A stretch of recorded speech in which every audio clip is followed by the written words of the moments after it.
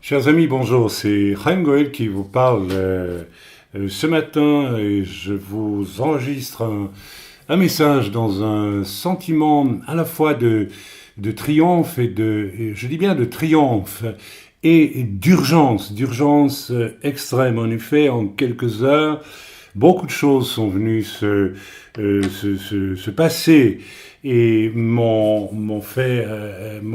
bousculé littéralement tout mon timing spirituel pour vous adresser ce message ce matin.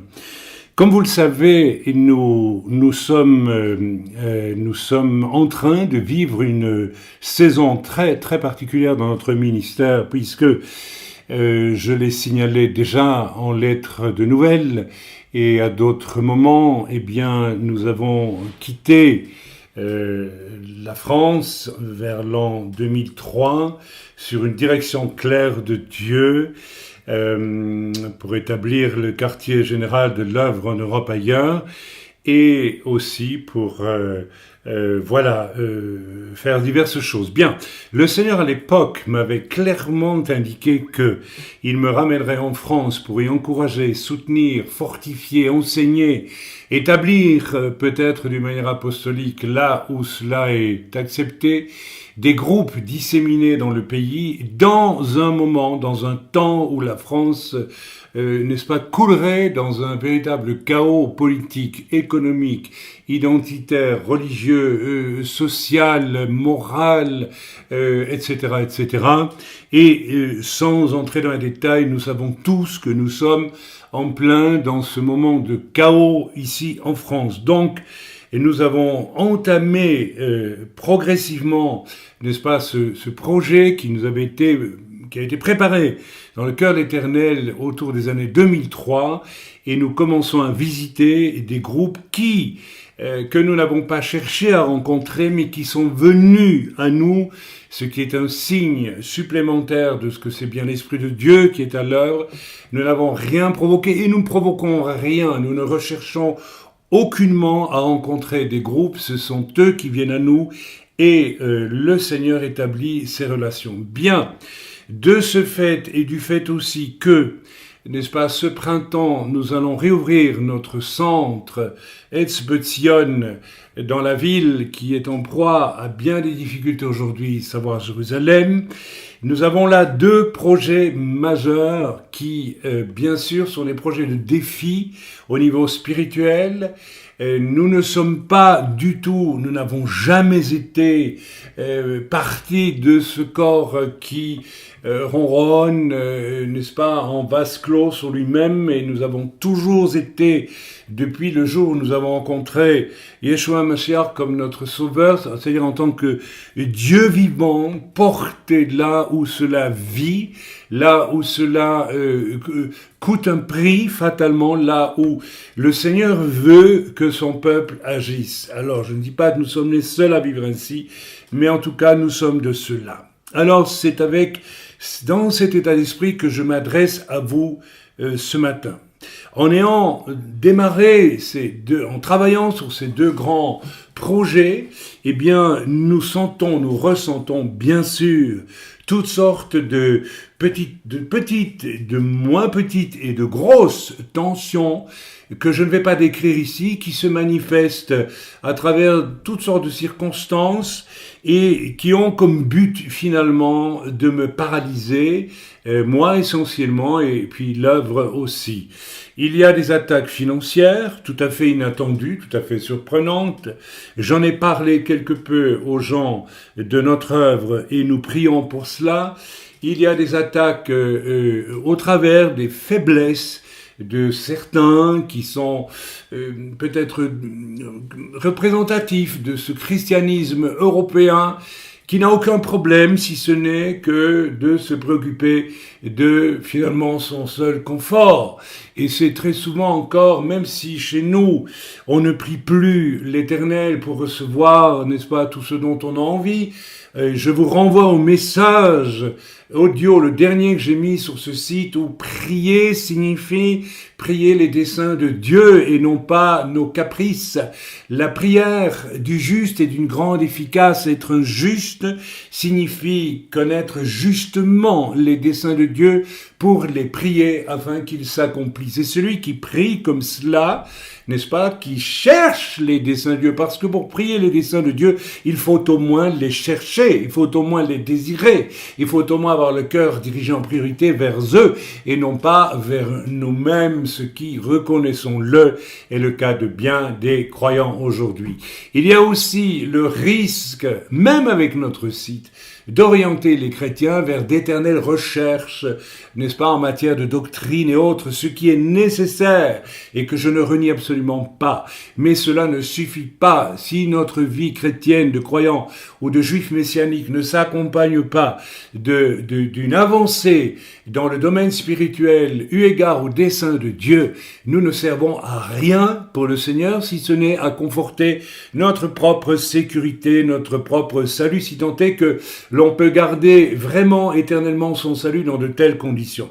Je crois que le Seigneur nous invite à une guerre spirituelle. Alors, devant toutes ces pressions que j'ai ressenties, ces agacements, ces troubles, ce besoin ce constat d'être freiné par rapport à nos projets, par de grosses stratégies extrêmement lourdes, comme avec des choses apparemment moins lourdes mais néanmoins significatives. Je nommerai ici par exemple, mais je n'en ferai pas un long discours, une tentative extrêmement subtile, n'est-ce pas, pour nous envahir, nous corrompre, qui vient que je viens de vivre avec, n'est-ce pas, le message qui m'a été envoyé par un certain frère Olinga. Et dans un premier temps, si ce message était extraordinairement intéressant et valable au point, eh bien qu'il était en adhésion avec des choses vécues par moi jadis et des choses que j'aurais pu dire moi-même, eh bien j'ai dû découvrir ensuite que sur le site de cet homme, il y avait des choses inacceptables. Je ne rentre pas dans les détails, mais je ne cautionne pas, n'est-ce pas, je ne cautionne plus. Si je l'ai fait à travers une seule publication, je ne le ferai plus. Je tiens à prévenir ici.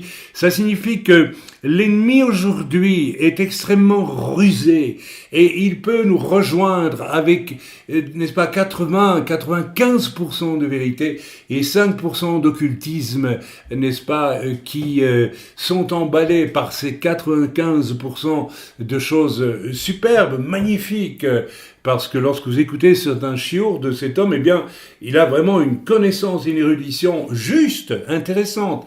Mais malheureusement, cela s'accompagne de choses inacceptables. Et ma pensée profonde est que un travail comme celui-là, je dirais même pas un ministère, c'est le travail, n'est-ce pas, d'une séduction pour nous mener vers des choses, pour nous faire tacitement accepter des choses inacceptables, parce qu'on nous présente d'une façon magnifique des vérités qui, elles, sont des vérités. Voilà, donc je passe, je voulais juste le citer, parce que c'est une des attaques que nous avons subies ces jours derniers. Dieu soit loué, nous n'avons pas cédé au piège et nous avons rectifié les choses, et je le fais encore à travers, n'est-ce pas, cette déclaration ce matin. Mais tout ça nous prend du temps, tout ça nous occupe. Le problème de Olinga m'a pris toute une nuit, parce qu'il a fallu que j'aille très vite voir sur son site un peu tout ce qui s'y disait, et j'ai découvert très vite qu'il y a des choses extrêmement suspectes au point de vue occulte dans ces enseignements. Je reviens donc à ces pressions diverses que nous vivons en ce moment. Et, n'est-ce pas, je me suis endormi la nuit dernière avec un sentiment vraiment de colère. d'une espèce de colère contre, n'est-ce pas, ce phénomène récurrent lorsque l'on entame une œuvre nouvelle, un nouveau projet pour le Seigneur. Il y a toujours, et c'est normal, me direz-vous, cette opposition de l'ennemi qui peut aller jusqu'à des choses extrêmement graves. J'en ai connu dans le passé. J'ai connu des suites à des choses extraordinaires vécues en Belgique jadis. Relisez ou réécoutez peut-être, je ne sais pas si j'ai enregistré mon témoignage sur l'évangélisation de la ville de Liège, n'est-ce pas, suite à un jeûne d'Esther, évangélisation qui s'est accompagnée d'un tremblement de terre qui était permis, voulu par Dieu comme outil, n'est-ce pas, et les fruits, n'est-ce pas, qui en ont découlé en matière de salut des âmes. Eh bien, ce n'est pas étonnant que finalement, quelque temps après, je me suis trouvé accusé de choses absolument mensongères par une femme apostate dans ce pays belge.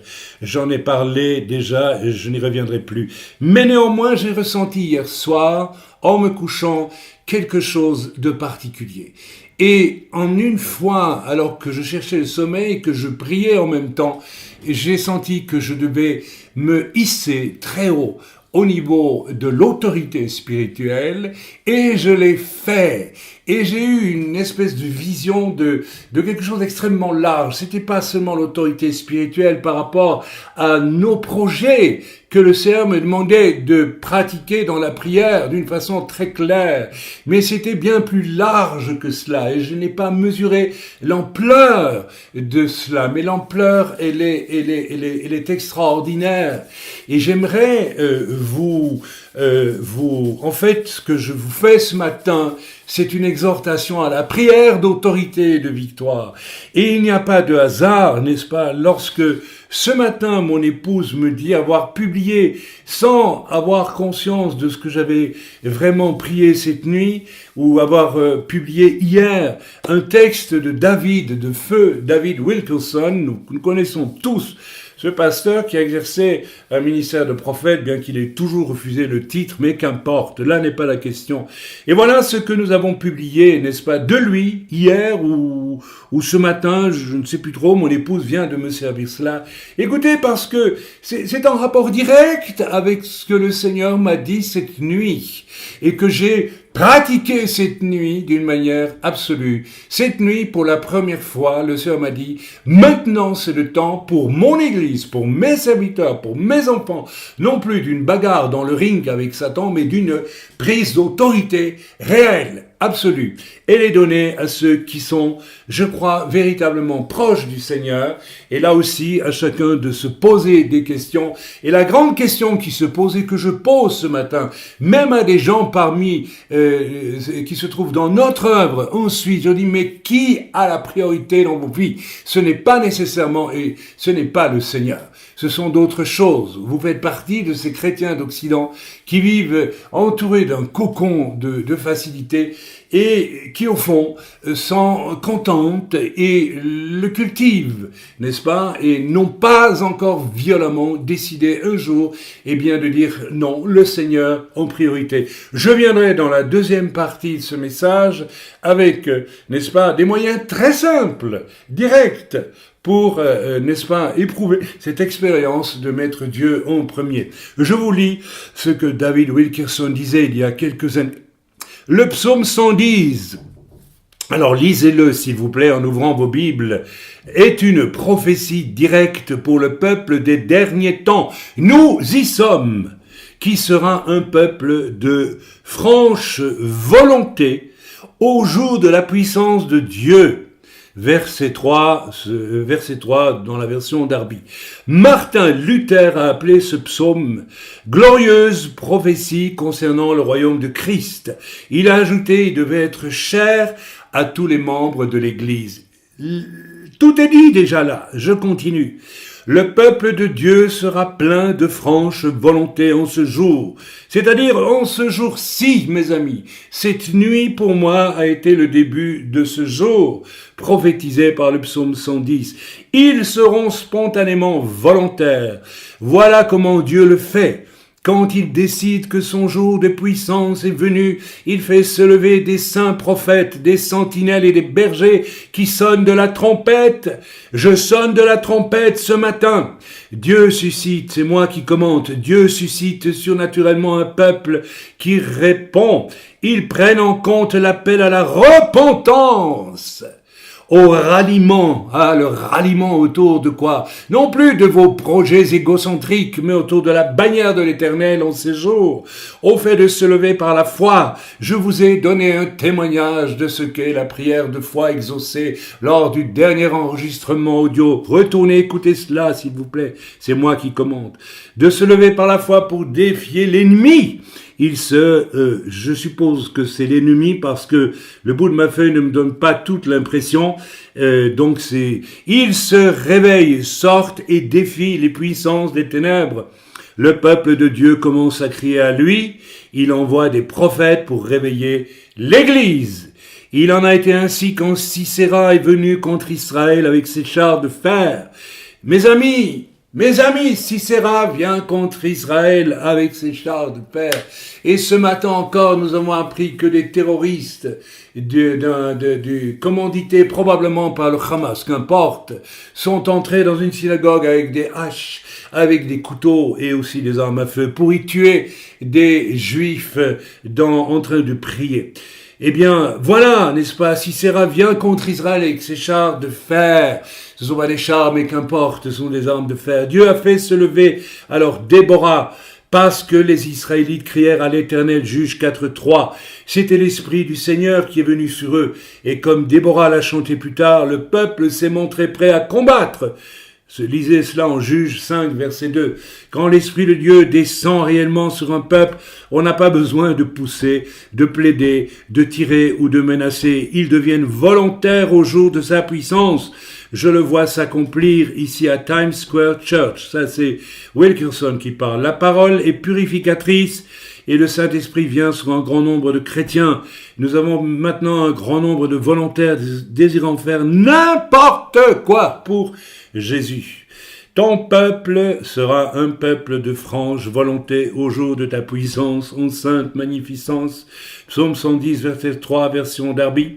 C'est la prophétie qui dit que Dieu aura un peuple qui ne verra pas la sainteté comme un fardeau trop lourd à porter. Ils ne verront pas cela comme quelque chose de difficile ou de légaliste, mais de magnifique. Ils ne se raidiront pas sous un dur message, mais ils verront qu'il vient de Dieu, taillant et polissant un diamant pour que plus de rayons de lumière en viennent plutôt. C'est une prophétie certaine. Dans ce jour de grande méchanceté, d'immoralité, il lèvera une armée sainte, marchant avec joie selon tous ses commandements. Frères et sœurs, je reviens à une phrase de cette lecture. Nous avons maintenant un grand nombre de volontaires désirant faire n'importe quoi pour Jésus, pour Yeshua. Frères et sœurs, ce matin, ayant reçu ces nouvelles de Jérusalem, n'est-ce pas, que vous avez sans doute tous déjà, dont vous avez eu sans doute tous déjà connaissance, où il est dit que 4 Israéliens ont été tués mardi, donc dans l'attaque, donc c'est ce matin, d'une synagogue à Yerushalayim par 2 Palestiniens qui ont été ensuite abattus par la police, etc. Cet attentat a été mené à la hache, au couteau et au pistolet, etc., etc. Bon, je vous passe la suite. L'attaque a été perpétrée dans un quartier ultra-orthodoxe de Yerushalayim et a fait également 9 blessés, dont 5 se trouvaient dans un état critique selon les secours. Frères et sœurs, voici plusieurs semaines maintenant que vraiment quelque chose d'horrible est en train de s'installer, n'est-ce pas, à Jérusalem. Il faut savoir que Jérusalem, ville que je connais bien, fatalement, est la ville où se trouvent imbriqués quartiers arabes et juifs ensemble. Et si les Arabes commencent, n'est-ce pas, à sortir dans les rues et à utiliser des voitures pour rouler sur les trottoirs, écraser des gens, ou bien, n'est-ce pas, rentrer dans les synagogues et y massacrer à coups de hache et de couteau ou de revolver les gens qui sont en prière, eh bien, la situation devient quasiment incontrôlable. Mais cette nuit, le Seigneur m'a dit de prier, frères et sœurs. Alors si, malgré tout, il y a eu, n'est-ce pas, ce massacre à Jérusalem, il est possible, je n'ai pas peur de le dire, il est possible que ce temps de prière, ce temps de prière d'un seul homme ait pu peut-être maîtriser d'autres attentats. Dans le passé, et ne souriez pas, s'il vous plaît. Nous avons connu une époque où, n'est-ce pas, des groupes de prière établis en Suisse priaient afin que cessent les attentats à Jérusalem à l'époque où, n'est-ce pas, les bus explosaient, où les Arabes venaient se faire sauter dans les pizzerias, Sbarro, rappelez-vous, etc., etc. Et je me souviens fort bien que les attentats se sont arrêtés pendant la période où ces groupes ont prié. Il se fait qu'un de ces groupes, à une époque, s'est rebellé contre la simple organisation sage, n'est-ce pas, que Dieu nous avait demandé d'organiser pour ces groupes, savoir ne pas accepter de personnes de l'extérieur pour prier ensemble sans que, n'est-ce pas, on demande d'abord l'aval des anciens dans l'œuvre, lesquels priant recevaient oui ou non. C'était le signe que Dieu voulait des hommes et des femmes en ordre devant lui pour intercéder, autrement rien n'est acquis, rien n'est donné. Une personne rebelle, une femme, a voulu un jour passer au-dessus de cette directive qui était saine et bonne et a invité de sa propre initiative, comme cela, une amie, parce que c'était une amie. Le jour même ou le lendemain, un attentat a eu lieu à Jérusalem. La leçon a été terrible, mais j'aimerais me baser là-dessus pour vous dire, il faut maintenant nous lever et prier pour Jérusalem. Prier afin que cessent ces attentats ignobles. Prier afin que cette haine qui est entretenue et qui n'est fondée que sur la jalousie. Si vous creusez, vous savez, la haine, les 90% des conflits entre les hommes, y compris entre chrétiens, hélas, n'est jamais basé que sur la jalousie. Frères et sœurs, je suis un homme de 66 ans. Il y a 37 ans que je suis marié. Voici 33 ans que je sers le Seigneur. J'ai vécu des choses extraordinaires avec le Seigneur. Certains me le font remarquer parfois avec un petit air je dirais bien, oui, de jalousie. Néanmoins, il ne tombe pas dans la jalousie. Mais j'ai remarqué que systématiquement, tout ce que nous avons vécu de grand avec le Seigneur, parce que simplement, nous ne sommes pas des êtres exceptionnels, mais parce que simplement nous avons dit, Seigneur, que veux-tu que je fasse? Que veux-tu que je dise? Que veux-tu que je prie? Et nous l'avons fait. Nous avons donc vécu de grandes choses, oui, nous avons vécu de grandes choses. Et nous avons connu immédiatement, chaque fois, la jalousie. De qui? De croyants européens ou de croyants issus du monde européen, qu'ils soient chrétiens, qu'ils soient juifs. De croyants épris en réalité de succès, de vanité, d'orgueil. De croyants qui fonctionnent avec l'esprit du monde et non pas avec un cœur régénéré en Yeshua Mashiach, comme il convient qu'il le soit. J'en ai presque les larmes aux yeux à le citer. Oh, que Dieu nous délivre de cette funeste jalousie. Mes frères et sœurs, ce qui se passe aujourd'hui par rapport au peuple d'Israël, c'est la jalousie ancienne d'Ismaël, et ce n'est rien d'autre que cela, n'est-ce pas, le néonazisme camouflé d'une grande partie de l'Europe aujourd'hui. Ce n'est même pas tellement la honte qui ne veut pas s'avouer de la Shoah, c'est aussi de la jalousie. N'est-ce pas, ce qui a sous-tendu durant des siècles la théologie du remplacement d'Israël par l'Église, ce n'est rien d'autre que la jalousie à l'égard d'Israël. Voilà, je n'en dirai pas plus, mes frères et sœurs. Nous pouvons nous lever comme un seul homme maintenant et dire « Stop à la jalousie ». Israël n'est pas parfait, mais Israël a une alliance avec Dieu et le Messie est venu d'Israël pour les Juifs premièrement et pour le reste du monde ensuite. C'est un fait et c'est écrit et cela ne sera jamais autrement que ce n'est écrit. Et Dieu n'en a pas fini avec Israël. Une saine lecture des prophéties nous démontre très vite que des prophéties concernant Israël n'ont toujours pas été accomplies et qu'elles vont l'être tout simplement simplement à l'aurore, au début et pendant le millénium qui vient après le retour du Seigneur. Alors, levons-nous maintenant comme un seul homme et disons stop au mensonge, disons Éternel, maintenant que ta parole fasse autorité et que grâce à elle tu repousses maintenant ces attaques contre ton peuple là en Israël. Seigneur, ce peuple t'appartient.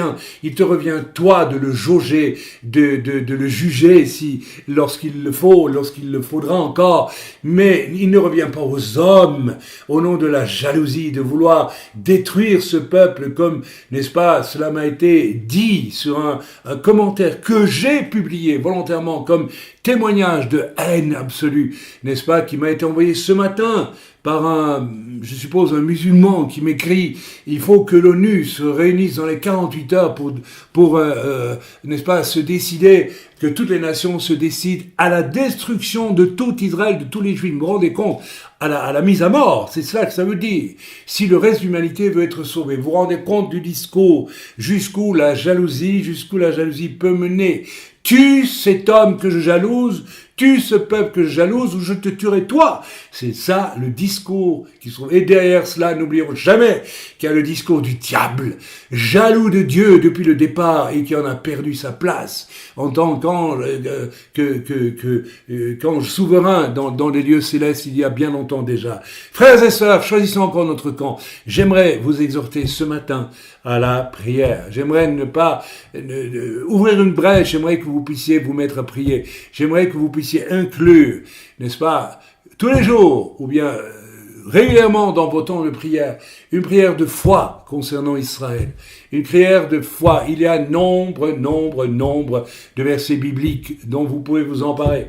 N'est-ce pas, les promesses faites à Abraham. Celui qui te bénira, je le bénirai. Celui qui te maudira, je le maudirai. Alors demandez au Seigneur, eh bien, au nom de cette prière, eh bien, qu'il rassemble, n'est-ce pas, les uns d'un côté, les autres de l'autre, que sais-je, mais priez, n'est-ce pas, priez les promesses que Dieu a faites à Abraham concernant une descendance en Israël, et priez pour les promesses que Dieu a données à Israël concernant, n'est-ce pas, le fait d'habiter le pays.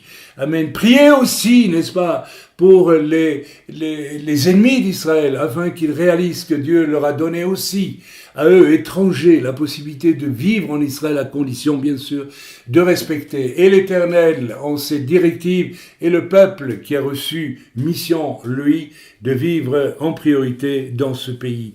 J'aimerais aussi ce matin vous demander de prier pour Israël, mais j'aimerais joindre, n'est-ce pas, une autre priorité, frères et sœurs. J'ai reçu du pasteur Farouk Amo, dont la photo est sous mes yeux et où je ne peux voir qu'un frère en Christ. Il est presbytérien et je m'en fiche complètement parce que j'entends déjà des gens qui me diront oui, mais voilà. Bref, enfin écoutez, ce genre de discours que je ne veux même pas entendre. Nous avons des enfants de Dieu authentiques dans un nombre de dénominations et nous avons des renégats, des religieux, n'est-ce pas, qui n'ont pas connu la nouvelle naissance dans nombre de dénominations. Je vous demande donc de prendre en compte, d'aller relire sur le blog Etzbe Sion, n'est-ce pas, l'article que j'ai mis où le pasteur Farouk Amo, qui est pasteur, n'est-ce pas, irakien, n'est-ce pas, pardonnez-moi, nous fait part avec une grande sérénité, beaucoup de gentillesse et de dignité aussi, étant issu lui-même d'une vieille famille chrétienne de la capitale, donc Bagdad, j'imagine, oui, eh bien, il nous fait part du fait qu'il a traversé bien des épreuves dans sa vie, n'est-ce pas, et il a décidé, alors qu'il était ingénieur géologue, à étudier la théologie en pleine guerre Irak-Iran, et il deviendra finalement pasteur, et il est confronté, lui, actuellement à, n'est-ce pas, en tant que responsable d'église, à ces terribles persécutions et guerres qui se déroulent là-bas. Je n'ai pas besoin de vous rappeler ce qui se passe avec Léhi, et tout ce qui s'ensuit là-bas, les persécutions, les massacres, les viols, et il avec beaucoup de sérénité interviewé, demande simplement ceci: eh bien, on lui demande dans l'interview, mais qu'attendez-vous? Il dit bien que les chrétiens d'Europe ne nous oublient pas. C'est tout. C'est court, c'est bref, c'est simple, mais c'est suffisant. Alors j'aimerais vraiment, en tout cas, que dans notre œuvre, frères et sœurs, nous rétablissions, parce que nous ne l'avons pas fait pendant longtemps, eh bien, un temps de prière régulier, une information un peu plus suivie aussi, concernant les chrétiens persécutés dans le monde. Frères et sœurs, nous devons prier pour Israël et nous devons prier pour les chrétiens persécutés dans le monde aujourd'hui. Nous qui sommes en Europe, qui sommes à l'abri de tant de choses, et je m'adresse ici spécialement à nos frères et sœurs de Suisse, n'est-ce pas, qui vivent encore dans un espèce de cocon extraordinairement protégé, eh bien, vous n'avez pas droit, nous n'avons pas droit à ce cocon si nous n'accompagnons pas cela d'une prière de foi et persévérante, régulière pour tous ceux qui souffrent et qui, eux, n'ont absolument pas droit à votre cocon, à notre cocon en Suisse. Frères et sœurs, lorsque j'étais jeune croyant, je me souviens avoir invité le pasteur Richard Wurmbrandt, n'est-ce pas, qui a été le premier homme à me demander si l'on m'avait déjà établi comme serviteur. Et à l'époque, ça m'avait beaucoup touché, parce que, bon, voilà, qu'un homme aussi exigeant, aussi dur même, parce qu'il m'avait copieusement testé, sans que je m'en rende compte à l'époque, et il avait été avec moi pendant une semaine absolument très dure, très particulier, pour me dire au bout d'une semaine, vous a-t-on déjà établi comme pasteur? Et j'ai dit non, c'était pas fait à l'époque, et il m'a dit, eh bien, il le faudrait, parce que, sous-entendu, je n'ai eu qu'un regret, c'est de ne pas me jeter à l'époque à ses genoux et lui demander de me bénir, comme un père bénit son propre fils, et qu'il m'établisse lui-même. Mais voilà, frères et sœurs, à cette époque, n'est-ce pas, nous recevions, je m'en souviens, les petits journaux de la Voix des Martyrs, et d'autres aussi. Il y avait une excellente organisation belge dont le nom m'échappe aujourd'hui, qui a envoyé, n'est-ce pas, des courriers extrêmement riches et détaillés sur des exemples de chrétiens persécutés. À l'époque, nous étions engagés, je m'étais engagé, et notre assemblée, n'est-ce pas, de Belgique, s'était engagée d'une manière extrêmement forte, n'est-ce pas, je m'en souviens, pour tous les chrétiens persécutés en ex-URSS, dans les pays de l'Est, et ce n'était pas peu de choses, je m'en souviens. Mes frères et sœurs, j'ai à la fois la nostalgie et du chagrin en me rappelant à quel point nous avons vécu des moments riches, des moments forts, des moments d'exaucement de toutes sortes. Nous avons prié pour des centaines de personnes, nous avions des listes entières de prisonniers au nom de leur foi dans ces pays et dans les pays d'Asie aussi. Et c'était à peu près la moitié de notre temps de prière. Et j'aimerais vous faire ce message ce matin, s'il vous plaît. Laissez tomber bien des choses, mettez de côté bien des choses et levez-vous, s'il vous plaît. Commencez à prier avec cette autorité dont Wilkerson nous a parlé dans le psaume 110, qui est évoqué dans ce psaume. Et prions pour Israël, mais prions non pas des prières générales, mais peut-être de celles que nous lisons dans tel ou tel courrier, mais prions nous-mêmes en nous présentant devant le trône de Dieu et en laissant l'Esprit agiter en nous ce qu'il faut agiter afin de cibler des choses précises qui nous seraient montées par le Seigneur.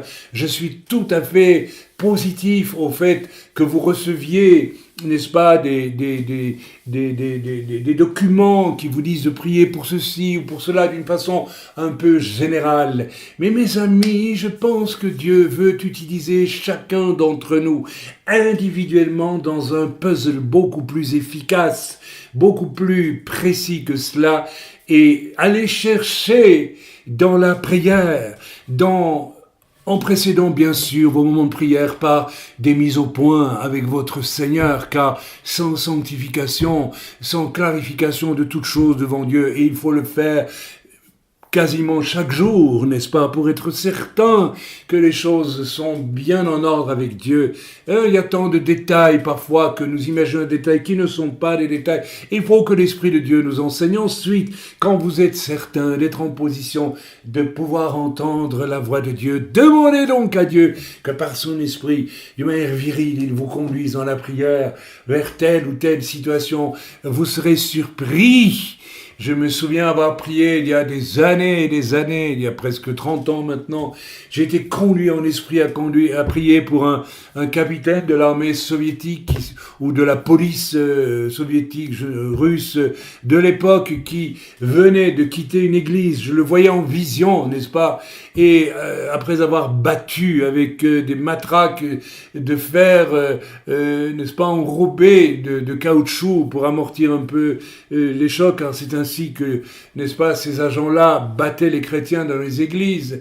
Et j'ai vu cet homme sortir en larmes d'une église, absolument effondré d'avoir dû faire ce qu'il avait fait. Et Dieu m'a dit, prie pour cet homme. Et j'ai prié pour son salut. Et le Seigneur m'a dit, un jour, tu le rencontreras, tu le verras, et tu sauras que c'est lui. J'attends toujours ce jour, mais il viendra, frères et sœurs, si ce n'est pas sur cette terre, j'en suis convaincu, ce sera au ciel.